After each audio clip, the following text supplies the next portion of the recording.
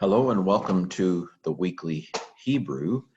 And because the next two commands, "Thou shalt not kill" and "Thou shalt not commit adultery," are very short, I decided to do two commands. Of course, they're very important as well, and so I could have just done one on each. But so let's start with the command, "Thou shalt not kill."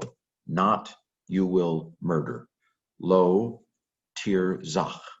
Okay, so lo is the word for not, comes first, and then tir zach.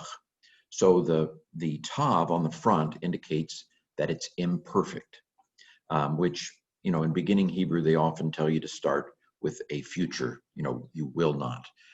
But clearly it's a command here, and that's an imperfect understanding of the imperfect tense as well. I looked a little bit to figure out what that was. It didn't strike me as an accent. Here's a saluk, there's an accent. So it's some kind of a reading indicator, but I'm not quite sure what it is. Somebody knows. Tell me, put it in the comments in YouTube if you know what that line is. And I couldn't find my Gesenius quickly, assuming it was there. But you will not murder. So it's imperfect. It's second masculine singular, but it applies to women as well. Women are not allowed to murder either, even though it's addressed to a singular man, as it were. You, Ken Shank, do not murder. And I'm really getting better at that. I mean, over time, I murder less and less. But anyway, the verb is radzach. We grow up hearing "Thou shalt not kill" if you were King James like me. But it's not just any kind of kill, right? Murder is what is in view here. There is all kinds of killing in the Old Testament. There's capital punishment, there's war, and so it's not talking about any old killing. It's not talking about abortion, although perhaps we could extend it to that, but that would not have been in the mind of Moses, for example. But it's talking about murdering innocent people. Thou shalt not kill, thou shalt not murder, you will not murder. Okay, let's go on to the next commandment, which is lo tinaf. Lo tinaf, another saluk accent there. And again, the line, not sure what that is. I think it has to do with reading, but tell me if you know.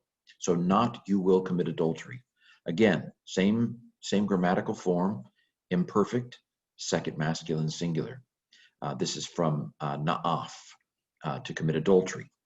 To commit adultery is to, again, this is coming from anthropologists of the Bible. To commit adultery in that day is to shame a man by sleeping with his wife. They did not consider a man sleeping with another woman in and of itself to you could not commit adultery against a woman in that day. You could only commit adultery against a man. It's a patriarchal, male-oriented culture. So for a man to visit a prostitute is not for him to commit adultery. It is from a Christian perspective. Don't get me wrong. It is. But from an ancient Near Eastern perspective, for a man to visit a prostitute was not considered adultery against his wife. To commit adultery was for a man to shame another man by sleeping with that other man's wife. So it's a male-oriented thing in that ancient Near Eastern world. I fully believe that from a Christian perspective, and probably from a contemporary Jewish perspective as well, that this command is expanded to go both ways. That the man cannot sleep with another woman on his wife, and a wife cannot sleep with another man on her husband. So it's one of those examples of where we have, without even knowing it, expanded a particular perspective. Well, there you have it. Our two commandments for the day. Don't do it. Don't commit adultery this week or next week, and don't murder this week or next week or the week after that. So these have been two commandments for the day, Exodus 20, verses 13 and 14.